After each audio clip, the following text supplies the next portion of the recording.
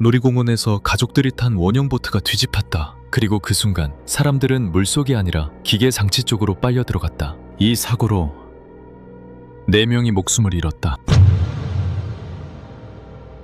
2016년 10월 25일 호주 퀸즐랜드주 골드코스트에 있는 드림월드 놀이공원. 이곳은 호주에서도 유명한 테마파크였다. 가족 단위 방문객이 많았고 아이들과 함께 즐길 수 있는 놀이기구도 많았다. 그중 사고가 난 놀이기구는 썬더 리버 래피지였다. 이 놀이기구는 이름 그대로 급류를 타는 것처럼 꾸며진 물놀이 기구였다.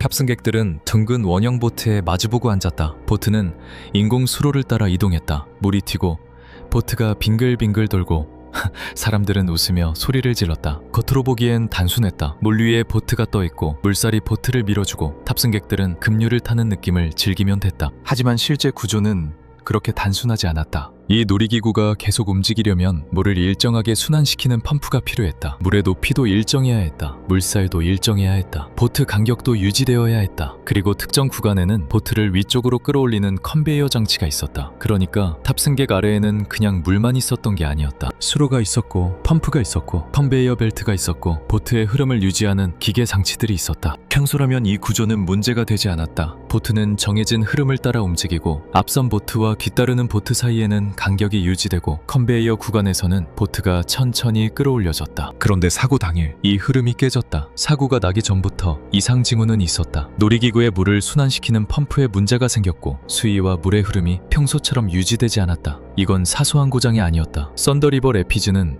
물의 흐름이 일정해야 보트가 안전하게 움직이는 구조였다. 물이 부족하거나 흐름이 약해지면 보트는 자연스럽게 앞으로 나아가지 못한다. 직원들은 이상이 있었다는 사실을 알고 있었다. 하지만 그 이상이 몇 초 뒤 가족용 놀이기구를 참사 현장으로 바꿀 수 있다는 것까지는 막지 못했다. 그리고 결국 문제가 터졌다.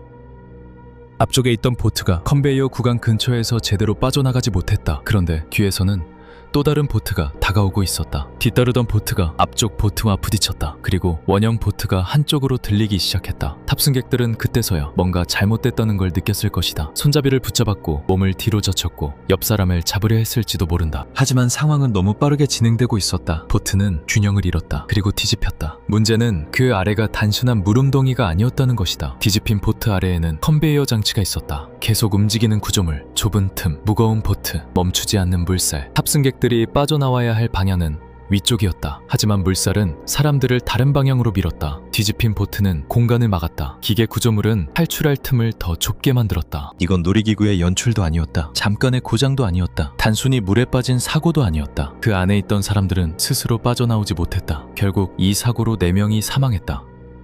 그 중에는 가족과 함께 놀이공원을 찾았던 사람들도 있었다. 그들은 위험한 도전을 하러 간 게 아니었다. 높은 곳에서 떨어지는 놀이기구를 탄 것도 아니었고 몸이 거꾸로 뒤집히는 스릴기구를 탄 것도 아니었다. 그냥 평범한 물놀이 기구를 탔다. 조금 젖고 웃고 다시 걸어 나오면 되는 줄 알았다. 하지만 그날 썬더 리버 래피즈는 돌아올 수 없는 놀이기구가 됐다.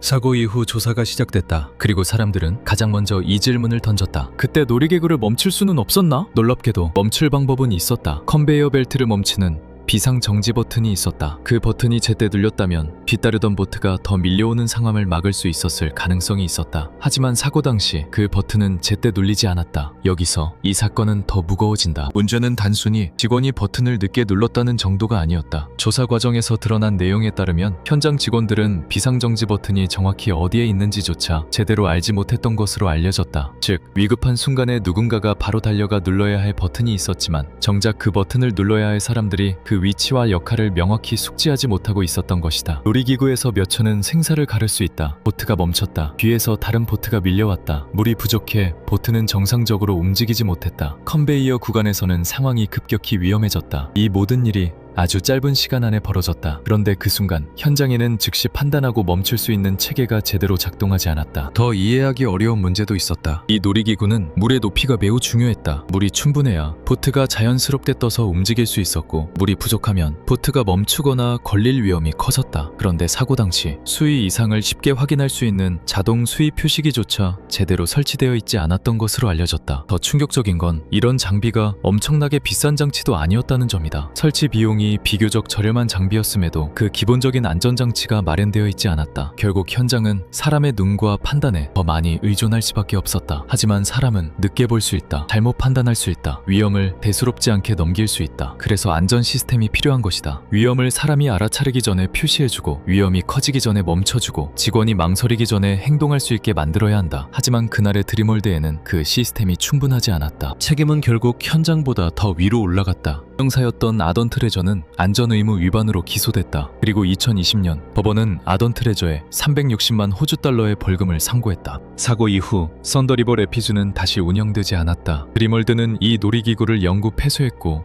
이후 철거했다. 한때 물살을 따라 보트가 움직이던 수로는 사라졌고 그 구역은 시간이 지나며 새로운 공간으로 바뀌기 시작했다. 드림월드는 이후 리버타운이라는 새 테마구역과 정글럿이라는 신규 가족형 롤러코스터를 통해 분위기를 전환하려 했다. 하지만 이 변화는 단순히 낡은 놀이기구를 치우고 새 놀이기구를 세우는 일이 아니었다. 그곳은 4명이 목숨을 잃은 사고가 있었던 공간이었다. 그래서 드림월드가 다시 세워야 했던 건 놀이기구만이 아니라 신뢰였다. 썬더리버 레피즈 참사. 그날 사람들은 물에 젖을 준비는 하고 있었다. 하지만 돌아오지 못할 준비는 아무도 하지 못했다.